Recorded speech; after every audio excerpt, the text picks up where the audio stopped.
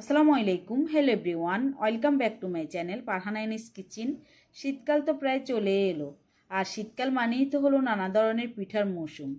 আজকে তেলের পিঠা অথবা পুয়া পিঠা তৈরি করে দেখাবো। চালের গুঁড়া ছাড়া শুধুমাত্র ময়দা দিয়ে এই পিঠাটা তৈরি করব। নরম তুলতুলে হবে, মুখে দিলে মিলে যাবে, খেতে অনেক ভালো লাগবে। কথা আর না বাড়িয়ে চলেন পিঠাটা তৈরি করে দেখিয়ে দিই। প্রথমে 2 কাপ পানি দিয়ে দিচ্ছি।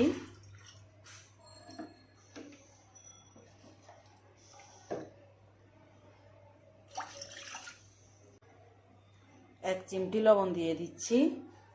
চিনি দিব না, 1 কাপের থেকে একটু কম চিনি দিয়ে দিচ্ছি। একসাথে মিক্স করে জাল দিয়ে নিব। একটা বলক আসা পর্যন্ত অপেক্ষা করব। একটু মিক্স করে নিচ্ছি। একটা বলক চলে এসেছে, চুলাটা অফ করে ঠান্ডা হওয়ার জন্য অপেক্ষা করব। একটা বাটিতে এরকম উঁচু উঁচু করে 2 কাপ ময়দা নিয়ে নিব।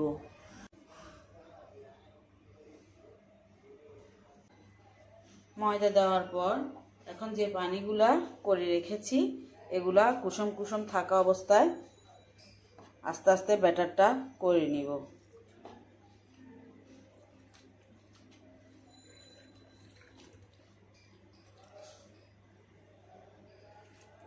মনে রাখবেন পানিগুলো একবারে ঠান্ডা করতে দেওয়া যাবে না, কুসুম কুসুম থাকতে হবে।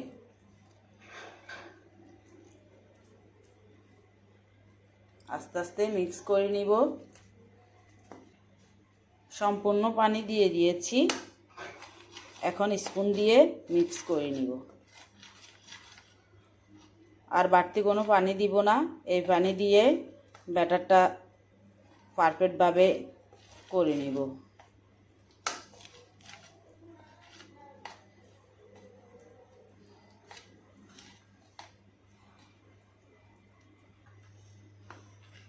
ব্যাটারটা রেডি হয়ে গিয়েছে, দেখেন একবার ঘন করে নেই আবার পাতলাও করে নেই। রেস্টে রাখার প্রয়োজন নাই, চুলার পাশে চলে যাব। একটা ফ্রাই প্যানে পর্যাপ্ত পরিমাণে তেল দিয়েছি, তেলগুলো গরম হওয়া পর্যন্ত অপেক্ষা করব। তেল যখন গরম হয়ে এসেছে একটা গোল স্পুন দিয়ে দিয়েছি, দিয়ে স্পুনে হালকা একটু তেল নিয়ে ব্যাটারগুলো দিয়ে দিব স্পুনের ভিতরে। এইভাবে তেলে ডুবিয়ে 3 মিনিট রেখে দিব।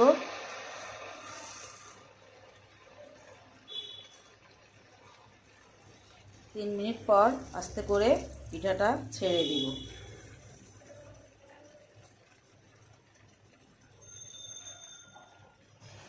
ছেড়ে উল্টিয়ে দিব 1 মিনিট পর।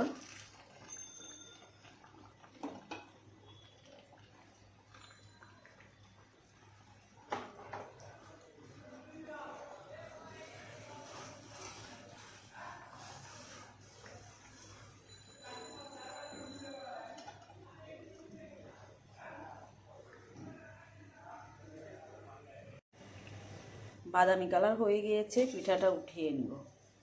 তেল ঝরিয়ে নিচ্ছি। আরও একটা পিঠা দিয়ে দিব। এইভাবে করে সবগুলো পিঠা ভেজে নিব। আবার একটু তেল নিয়ে নিচ্ছি, ব্যাটার দিয়ে দিচ্ছি। এভাবে স্পুনে ব্যাটার দিয়ে একটু ডুবো তেলে রেখে দিব 2 মিনিট। এরপর আস্তে করে ছেড়ে দিব। তাহলে সবগুলো পিঠা একই রকম হবে, ছোট বড় হবে না। উল্টিয়ে দিচ্ছি।